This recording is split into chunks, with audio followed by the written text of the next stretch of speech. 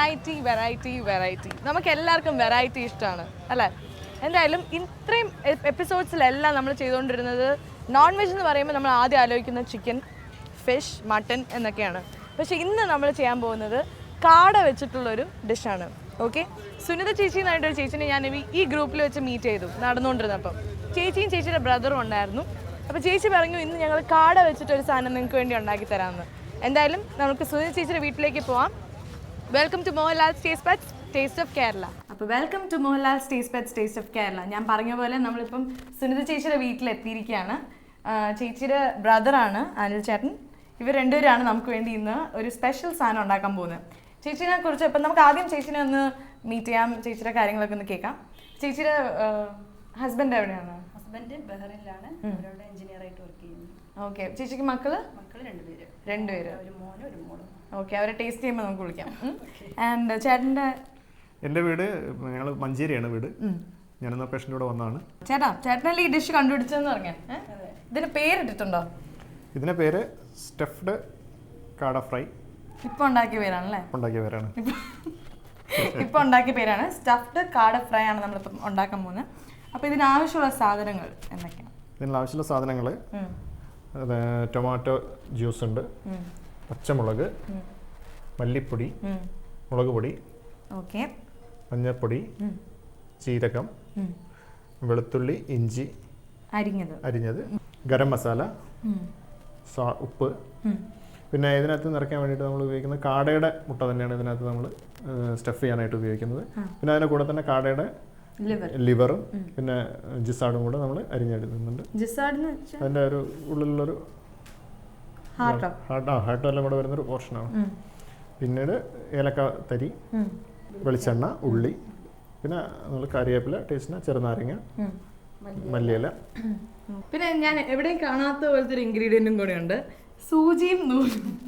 ഇതെന്തിനാ ചേട്ടാ? നമ്മളിവിടെ തയ്യൽക്കട വല്ലതും തുടങ്ങുന്നുണ്ടോ? അല്ല, ഇത് ഇതിനകത്ത് നമ്മൾ ഈ മസാല നിറച്ച് കഴിഞ്ഞാൽ ഇതിൻ്റെ നിറച്ച പോർഷൻ നമ്മൾ ഒന്ന് സ്റ്റിച്ച് ചെയ്യണം, അല്ലെങ്കിൽ മസാല അതിനകത്ത് പുറത്തേക്ക് പോകാനുള്ള ചാൻസ്. ഇതിൽ നമ്മൾ കുത്തും, കുത്താൻ പോകണം. അതെ. ഇതെങ്ങനെയാ ചെയ്യുന്നത്? അപ്പൊ ആദ്യം നമ്മൾ ഇതിന്റെ മസാല ഉണ്ടാക്കിയെടുക്കും.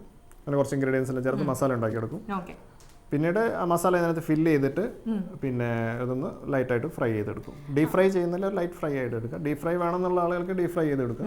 പക്ഷേ കുറച്ചുകൂടെ ഹെൽത്തി എന്നുള്ള രൂപത്തിൽ നമുക്കത് ലൈറ്റ് ഫ്രൈ ആയിട്ട് എടുക്കുന്നതാണ് കുറച്ചുകൂടെ നല്ലത്. പിന്നെ മസാല എന്ന് പറഞ്ഞാൽ നമ്മൾ പുറത്തും അകത്തും രണ്ട് ഡിഫറെൻറ്റ് ടേസ്റ്റ് ആയിട്ട് കൊടുക്കാം. ഉള്ളിലുള്ള മസാലയ്ക്ക് ഒരു ടേസ്റ്റ്, പുറത്ത് നമ്മൾ ഫ്രൈ ചെയ്യുന്ന സമയത്ത് വേറൊരു ടേസ്റ്റ്, ഒരു ഡിഫറെൻ്റ് ആയിട്ട്. അപ്പോൾ നമുക്ക് എങ്ങനെയാണ് ആദ്യം മസാല ഉണ്ടാക്കുന്നത്? ആദ്യം നമുക്ക് മസാല ഉണ്ടാക്കാം. പാത്രം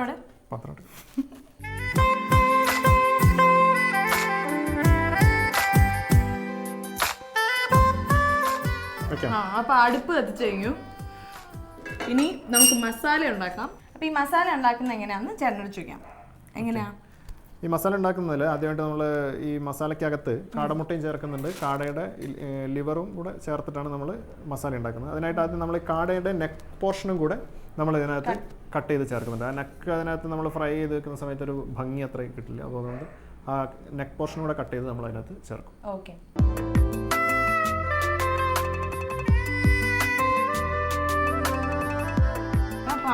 വെളിച്ചെണ്ണ കുറച്ച് ഒഴിക്കാം. കുറച്ച് നമ്മൾ ജസ്റ്റ് ഒന്ന് വഴറ്റാൻ വേണ്ടി 2 ടേബിൾ സ്പൂൺ ഒഴിച്ചാൽ മതി. ഇതിനകത്തോട്ട് നമുക്ക് ഉള്ളി ചേർത്ത്. ചേട്ടൻ ഇത് എങ്ങനെയാ ഫസ്റ്റ് ഉണ്ടാക്കിയപ്പോൾ ചേട്ടൻ എന്ത് ആലോചിച്ചിട്ട് ഇത് ഉണ്ടാക്കിയത്? ആരെ മനസ്സിൽ കണ്ടുകൊണ്ട് ഇത് ഉണ്ടാക്കിയത്? അങ്ങനെ എനിക്ക് ഭക്ഷണം കഴിക്കാനും ഇഷ്ടമാണ്, അതുകൊണ്ട് എന്നെ മനസ്സിൽ കൊണ്ട് തന്നെ വേണമെന്നുണ്ടെങ്കിൽ പറയാം. അപ്പൊ സ്വയം മനസ്സിൽ കണ്ടുകൊണ്ടാണ്. അതെ, സ്വയം മനസ്സിൽ കണ്ടുകൊണ്ട് തന്നെയാണ്. എന്നിട്ട് നമ്മളിപ്പോ എത്ര ഉള്ളിയാണ്? ഞാനിതൊരു ഉള്ളി എടുത്തു, ഒരു വലിയ ഉള്ളിയാണ്. ഒരു വലിയ ഉള്ളി ചെറുതായിട്ട് അരിഞ്ഞത്, നീളത്തിൽ അരിഞ്ഞത്. ഈ കാടയ്ക്ക് നല്ല മെഡിസിനൽ വാല്യൂസ് ഒക്കെ ഉള്ള മെഡിസിനൽ വാല്യൂ ഉള്ളതാണ്. 1000 കോഴിക്ക് അരക്കാടാന്നാണ് നമ്മൾ നാട്ടിൽ ചൊല്ല് പറയാം. നമ്മൾ ഇന്ന് 1000 കോഴിയാണ് കഴിക്കാൻ പോകുന്നത്. 1000 കോഴി പകുതി കഴിച്ചാൽ തന്നെ 1000 കോഴിയുടെ ഫലമാണ്. അതുകൊണ്ട് 2000 കോഴിയുടെ ഫലം എടുക്കാതെ. പക്ഷെ അത് നമ്മൾക്ക് മാർക്കറ്റിൽ കിട്ടുന്നത് പൊതുവെ നമ്മൾ ഹൈബ്രിഡൈസ് പിന്നെ ഡെവലപ്പ് ചെയ്തെടുത്തൊരു കാടയാണ്. നമ്മൾ പറയുന്ന കാട എന്ന് പറഞ്ഞാൽ ശരിക്കും വൈൽഡ് വെറൈറ്റിയാണ്. പഴയ കാലങ്ങളിലൊക്കെ പറയുന്ന ഈ പഴഞ്ചൊല്ല് പറയുന്ന കാട എന്ന് പറഞ്ഞാൽ പഴയ കാടയാണ്, നാടൻ കാട. ഇതിലേക്ക് നമുക്ക് വെളുത്തുള്ളി, ഇഞ്ചിയും വെളുത്തുള്ളി ചേർക്കാം. എത്ര മുഴുവൻ? ഒരു 3 ടീസ്പൂൺ വെളുത്തുള്ളി, ഒരു ടീസ്പൂൺ ഇഞ്ചി ചതച്ചത്, പച്ചമുളക്, അതായത് ഒരെണ്ണം മൂന്നെണ്ണം ആണ് ഞങ്ങൾ അരിഞ്ഞു വെച്ചത്. എരിവിന് നമ്മൾ രണ്ടും യൂസ് ചെയ്യുന്നുണ്ട്.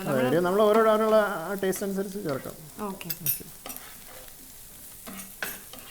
കാട ചൂസ് ചെയ്യാൻ കാരണം എന്താ? കാടയിൽ ഇതുവരെ അങ്ങനെ ഒരു വെറൈറ്റീസ് കണ്ടിട്ടില്ല. പൊതുവേ നോർമലി ഞാൻ കണ്ടിട്ടുള്ള ഇതെല്ലാം എന്ന് വെച്ചാൽ ഒരു ഡീപ് ഫ്രൈ ചെയ്തിട്ടുള്ള കാട വെറൈറ്റികളാണ് ഞാൻ പൊതുവേ കണ്ടിട്ടുള്ളത്. പൊതുവേ നമ്മുടെ മാർക്കറ്റിലൊക്കെ കാണും, തട്ടുകടകളിലൊക്കെ കാണാൻ ചെന്ന് കഴിഞ്ഞിട്ട് കണ്ടിട്ടുള്ളത്. കാടയിലൊരു വെറൈറ്റീസ് ഇതുവരെ കണ്ടിട്ടില്ല. ചേട്ടൻ വിചാരിച്ചു വിപ്ലവം സൃഷ്ടിക്കാനായിട്ട് ചേട്ടൻ രംഗത്തിറങ്ങി. അങ്ങനെ നമ്മളിവിടെ കാട സ്റ്റഫ്ഡ് കാട ഫ്രൈ.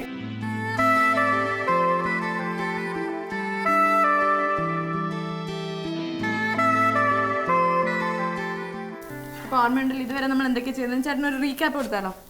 അതെ, ആദ്യം നമ്മൾ ഉള്ളി വഴറ്റി അതിനകത്ത് വെളിച്ചെണ്ണ ഒഴിച്ചു, ഉള്ളി ഇട്ടു വഴറ്റി, പിന്നീട് ഇഞ്ചി, വെളുത്തുള്ളി, പച്ചമുളക് ഇതെല്ലാം ചേർത്തു, സ്വല്പം ഉപ്പും കൂടെ ചേർത്തു. ഇനി നമ്മൾ പൊടികളെല്ലാം ചേർക്കാം. കുറച്ച് മല്ലിപ്പൊടി. മല്ലിപ്പൊടി എത്രയാ? മല്ലിപ്പൊടി ഒരു 2 സ്പൂൺ ഇടാം. മുളക് പൊടി. നല്ല എരിവായിരിക്കും അല്ലേ ഇതിന്? ഇല്ല, എരിവ് കുറയ്ക്കാം നമുക്ക്. മുളക് പൊടി കുറച്ചാൽ മതി. 1 സ്പൂൺ ഇടാം. മഞ്ഞൾപ്പൊടി കുറച്ച് ടേസ്റ്റ്. പിന്നീട് ഗരം മസാല കുറച്ച് വളരെ ഒരു ടീസ്പൂൺ.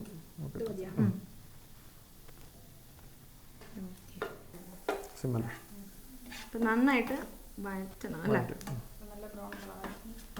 ഇതിനകത്ത് ടൊമാറ്റോ നമുക്ക് ഉപയോഗിക്കണം. ലാസ്റ്റ് പുറത്ത് അതിലേക്ക് ഒഴിച്ചാൽ.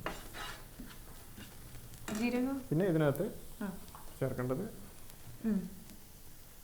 അരിഞ്ഞു വെച്ച ലിവർ, നെക്ക് പോർഷനുകളെല്ലാം നമ്മൾ ഇതിൻ്റെ ഓർഗൻസ് എല്ലാം കൂടെ കട്ട് ചെയ്ത് വെച്ചിട്ടുണ്ട്.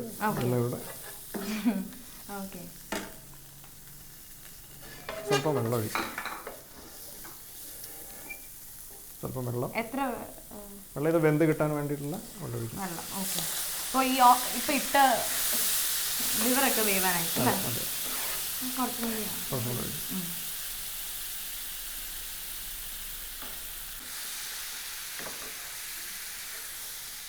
അപ്പം നമ്മൾ മസാല അതൊക്കെ ചേർത്ത് കഴിഞ്ഞു. ഇനി കുറച്ച് വെള്ളം ഒഴിച്ചു. പിന്നെ നമ്മളുടെ ഈ ലിവറൊക്കെ അരിഞ്ഞു വെച്ചിരുന്നു, ലിവർ കഴുത്തൊക്കെ അതും ഇട്ടു. ഇത് വേവാനായിട്ടുള്ള കുറച്ച് വെള്ളം ഒഴിച്ചു. ഇനി നമ്മൾ ആഡ് ചെയ്യാൻ പോകുന്നത് ഏലക്കയാണ്. ഏലക്ക പൊടിച്ചതാണോ? ഓക്കെ.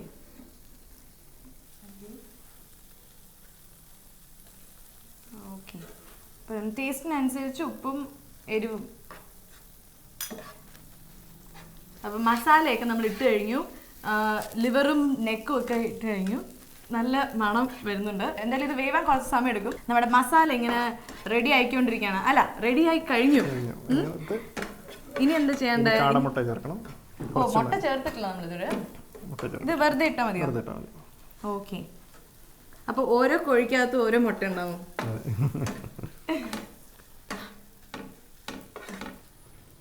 ഇത് ആവശ്യത്തിന് വേവാനായിട്ട് നമ്മൾ ഇടയ്ക്കിടയ്ക്ക് ആവശ്യത്തിന് വെള്ളം ഒഴിച്ചു കൊടുക്കുകയാണ്.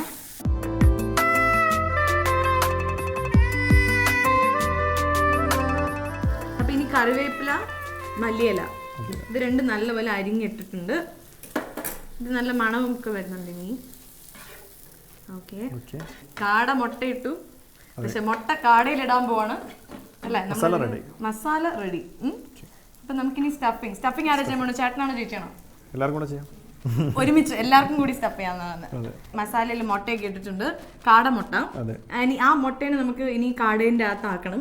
അപ്പോൾ അതിനെയാണ് സ്റ്റഫിംഗ് എന്ന് പറയുന്നത്. അപ്പോൾ സ്റ്റഫ് ചെയ്യാനായിട്ട് നമ്മളിതിനെ ആദ്യം വേറൊരു പാത്രത്തിലേക്ക് മാറ്റുകയാണ്. ഈ പാത്രത്തിൽ നമുക്കത് ഫ്രൈ ചെയ്തെടുക്കാം. അതുകൊണ്ട് നമുക്ക് മസാലയും വേറൊരു പാത്രത്തിലേക്ക് മാറ്റാം. ഓക്കെ.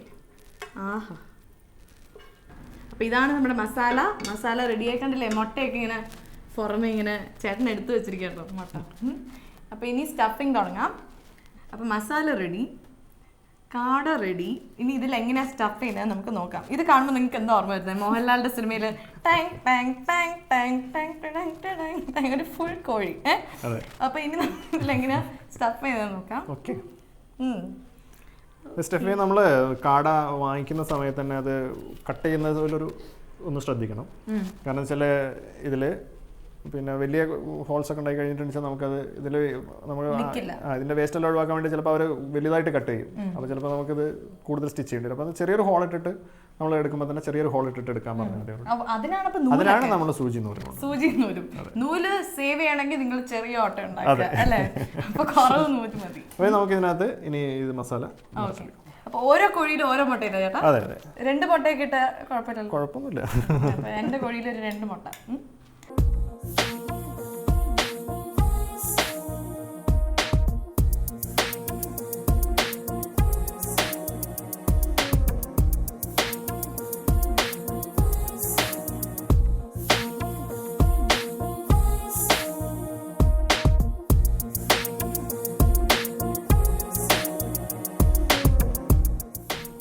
ഇതിലൊരു കാര്യം കൂടെ ശ്രദ്ധിക്കാനുണ്ട്. നമ്മുടെ ഈ ലെഗും നമ്മൾ കെട്ടിയിടണം. അതെന്തിനാ ചേട്ടാ? പാവം, ഇതിന് ഇത്രയും പീഡിപ്പിക്കരുത്. ഇതില് ലെഗ് നമ്മൾ കെട്ടി വെച്ചില്ലെങ്കിൽ എന്താ സംഭവിക്കാന്ന് വെച്ചാല് അത് ഓടിപ്പോവില്ല. ഇത് പിന്നെ ചൂടാവുന്ന സമയത്ത് അത് ഓടിപ്പോവും. അതുകൊണ്ട് കാല് കെട്ടിയിട്ടാണ്. കാല് കെട്ടി വെച്ചില്ലെങ്കിൽ ഇത് വെന്ത് വരുന്ന സമയത്ത് ഇത് മസാല പുറത്തു വരില്ല. കാല് വൈഡായി പോകാനുള്ള ചാൻസ് ഉണ്ട്. കുഴപ്പമൊന്നുമില്ല. അത് ഈ നമ്മുടെ മസാല പുറത്ത് ചാടാനുള്ള ചാൻസ് കൂടുതലാണ്. ചേട്ടൻ കണ്ടുപിടിച്ച ഡിഷ് ആയതുകൊണ്ട് എനിക്കിതിൽ പറയാനൊന്നുമില്ല. എല്ലാം നമ്മൾ പതുക്കെ സ്റ്റഫ് ചെയ്യാണ്. ഓരോ മുട്ട വീതം മസാല. എനിക്കിപ്പോഴും ആ കാല് കെട്ടിയിടുന്ന കാര്യം ഓർത്തിട്ട് ചിരി വരുവാണ്. പാവം കോഴി അല്ല കാട. അപ്പോൾ ഇതാണ് നമ്മുടെ കാടയുടെ അവസാന രൂപം. നമ്മളിതിൽ ഫുൾ മസാല കുത്തിക്കയറ്റി വെച്ചിട്ട് സ്റ്റിച്ച് ചെയ്തിട്ട് ടൈലൊക്കെ പഠിച്ചു കഴിഞ്ഞു. എൻ്റെ കാല് 2ഉം കൂട്ടിക്കെട്ടി. പിന്നെ ചേട്ടൻ്റെ കണ്ടുപിടുത്തമായതുകൊണ്ട് എനിക്കിതിലൊന്നും പറയാൻ പറ്റില്ല, കാലഴിക്കാൻ ഒന്നും. എന്തായാലും ഇത് കുറേ സമയം എടുക്കുന്നുണ്ട് ഇത് ചെയ്യാൻ അല്ലേ? സ്റ്റഫ്ഡ് കാട ഫ്രൈ. ഓക്കെ, അപ്പോൾ നമ്മൾ മസാല ഉണ്ടാക്കി കഴിഞ്ഞു, അതിനെ സ്റ്റഫ് ചെയ്ത് കഴിഞ്ഞു. ഇനി നമ്മൾ അവസാന ഘട്ടത്തിലേക്ക് പോകുന്നത് ഫൈനൽ സ്റ്റേജ്. എന്താണ് ചേട്ടാ അത്? നമ്മൾ ലൈറ്റായിട്ട് ഇത് ഫ്രൈ ചെയ്തെടുത്തെടുക്കുക. നമ്മുടെ കാട ഇപ്പോൾ ബോയിൽ ആയിട്ടില്ല, കാട ഒരു പരിവായി. അപ്പോൾ എന്തായാലും നമുക്ക് ഇതിനൊന്ന് ഫ്രൈ ചെയ്ത്. ഒരു കാര്യം ഞാൻ വിട്ടുപോയി, ഞങ്ങൾ വിട്ടുപോയി. നമ്മുടെ മസാല ഇനി ഒന്നും കൂടി പുരട്ടാനുണ്ട് ഫ്രൈ ചെയ്യുന്നതിന് മുമ്പ്. അതിൻ്റെ മേളിലായിട്ട് അതിന് എന്തൊക്കെയാണെന്നൊന്നും കൂടി അതിന് ചേർക്കുന്നതിൽ പിന്നെ ഗരം മസാല, മുളക് പൊടി, മഞ്ഞൾപ്പൊടി, ജീരകം, കുറച്ച് കുരുമുളക് പൊടി, പിന്നെ ലാസ്റ്റ് നമ്മൾ ടൊമാറ്റോ അതിലാണ് നമ്മൾ ഉപയോഗിക്കുന്നത്, ടൊമാറ്റോ ജ്യൂസ് ഉപയോഗിക്കുന്നത്, ഉപ്പ്, ഇതെല്ലാം കൂടെ ചേർത്തിട്ടാണ് നമ്മൾ അവസാനമായിട്ട് ഇത് ഫ്രൈ ചെയ്തിരുന്നത് സ്റ്റഫ്ഡ് കാടയുടെ അവസാന രൂപത്തിലേക്ക് വരുന്നത്. ബേസിക്കലി അകത്ത് മാത്രമല്ല പുറമെ മസാല ഉണ്ട്. ചെറുനാരങ്ങ നീരും ആദ്യം പുരട്ടണം. ഓക്കെ. അപ്പോൾ അതിനെ നമ്മൾ ആദ്യം ഇതിനെ കുറച്ച് മസാല പിടിക്കാൻ വേണ്ടിയിട്ട് ജസ്റ്റ് കത്തി കൊണ്ടൊന്ന് അങ്ങനെ ഒരു ചെറിയ ചെറിയ കുത്തുകൾ. പീഡനം കണ്ടില്ലേ? ഇത് കുറച്ച് കൂടുതൽ കാല കെട്ടിയിട്ട് കുത്തുന്ന. ഇത് മസാല പിടിക്കാനാണ്. ഇത് മസാല പിടിക്കാണ്ട് ജസ്റ്റ് ചെറിയൊരു കുത്തുകൾ. മനസാക്ഷിയുള്ള ഒരു കുത്തരുത് എന്നാണ് എൻ്റെ അഭിപ്രായം. അല്ലെങ്കിൽ വരഞ്ഞാലും മതി.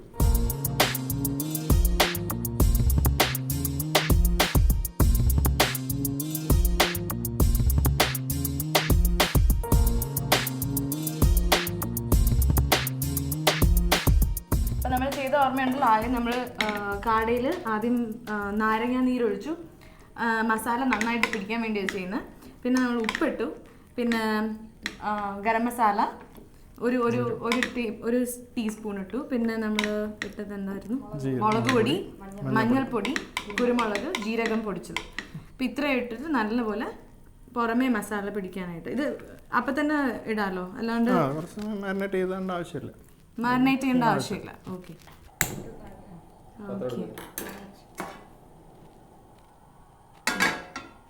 അപ്പോൾ നമ്മുടെ കാടയുടെ രണ്ടാം ഘട്ടത്തിൽ നമ്മൾ അതായത് പുറമേ നമ്മൾ മസാല തേച്ചു, അകമേയും മസാലയുണ്ട്.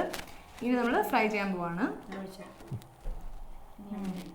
ആ ഓക്കെ, എത്ര കുറച്ച് വെളിച്ചെണ്ണ ഇതിൽ ഒഴിച്ചിട്ടുള്ളൂ അല്ലേ? പാത്രത്തിൽ പിടിക്കാതിരിക്കാൻ വേണ്ടിയിട്ട്.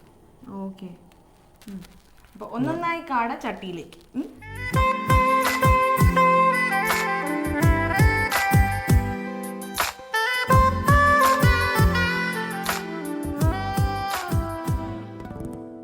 എന്തൊരു സ്റ്റൈലായിട്ടായിരിക്കുന്നത് നോക്കി. എല്ലാവരും കാല് അങ്ങോട്ട് വെച്ചിട്ട് കാല് കെട്ടിയിടുന്നതിൻ്റെ ഗുണം എന്താണെന്ന് ഇപ്പം മനസ്സിലല്ലേ? ഇപ്പോൾ കാട ഇറച്ചി ഭയങ്കര തിക്കായിട്ടുള്ള ഇറച്ചിയാണല്ലോ. ഇത് വേവാൻ കുറേ സമയം എടുക്കും. കുറച്ച് സമയം എടുക്കും. കാരണം ബ്രോയിലറിനെ അപേക്ഷിച്ച് ബ്രോയിലർ ചിക്കനെ അപേക്ഷിച്ച് കുറച്ചുകൂടെ ടൈം എടുക്കുന്നതാണ്. ഓക്കെ, അപ്പോൾ സമയം കൂടുതൽ വേണം. കുറച്ച് കൂടുതൽ വേണം.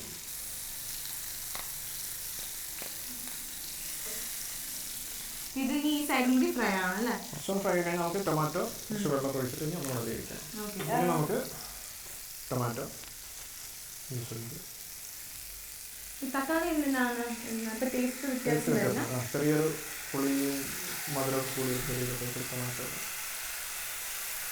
ഇത് പുളിപ്പായിരിക്കും അല്ലേ? കൂടുതൽ അങ്ങനെ പുളിപ്പ് വരില്ല.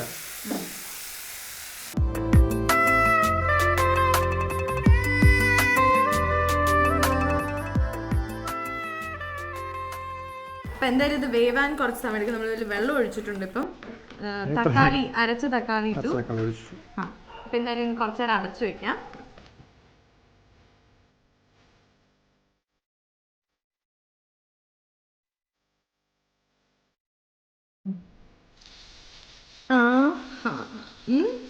അപ്പോൾ ഏകദേശം 20-25 മിനിറ്റോളം നമ്മളിത് വേവിച്ചു.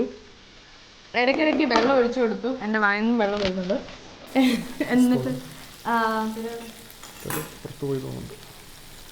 ഇനി നമ്മൾ എന്താ ചെയ്യണം? മസാല എല്ലാ ഭാഗത്തും കൂടെ ആവുന്ന രൂപത്തിൽ നല്ലപോലെ ഒന്ന് ഇളക്കുക.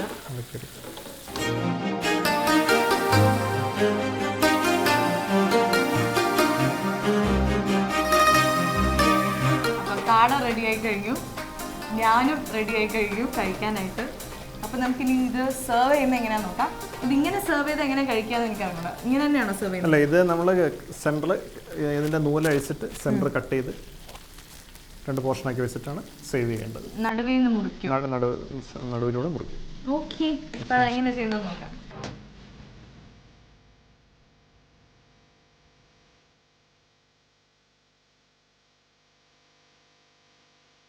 അപ്പം നമ്മൾ നൂലഴിച്ച് മാറ്റി, എന്നിട്ട് നടുവേ നിന്ന് കീറുവാണ്.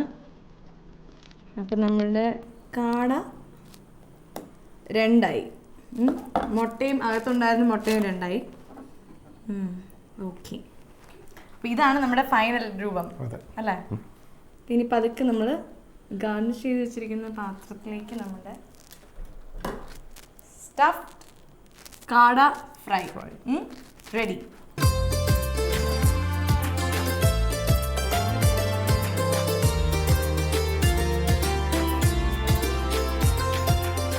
അപ്പോൾ പ്രസൻറ്റേഷൻ്റെ കാര്യത്തിൽ ചേട്ടൻ 10 out of 10 മാർക്ക് ഞാൻ കൊടുത്തിരിക്കുകയാണ്.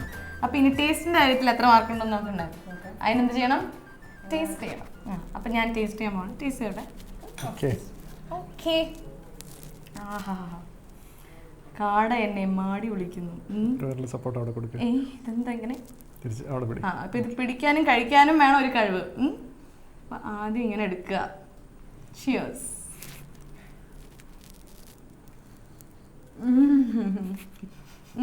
സൂപ്പർ. ഞാനൊരു കാര്യം വേണ്ടേ, ഇതിൻ്റെ മാർക്ക് എത്രയാണെന്ന് അറിയോ? 10-ൽ 100. നല്ല സോഫ്റ്റ് കാടയ്ക്ക് ആദ്യമായിട്ട് കാര്യം പറയാമല്ലോ, ഞാൻ ആദ്യമായിട്ടാണ് കാട ഇറച്ചി കഴിക്കുന്നത്. കമ്പയർ ടു ബാക്കി ഇറച്ചി എനിക്കിതാണ് ഇപ്പോൾ എൻ്റെ കറണ്ട് ഫേവറേറ്റ് ഇസ് കാട.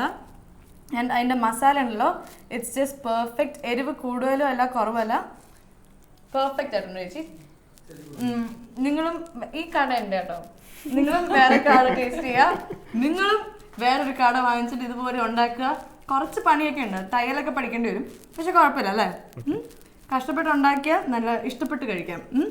അപ്പം നമുക്ക് ടേസ്റ്റ് ചെയ്യാൻ കുറച്ച് പേരും കൂടെ വിളിക്കണമല്ലോ. ചേച്ചിയുടെ മക്കൾ ഇവിടെ ഉണ്ട്, മോനും മോളും. മക്കളെ വരൂ.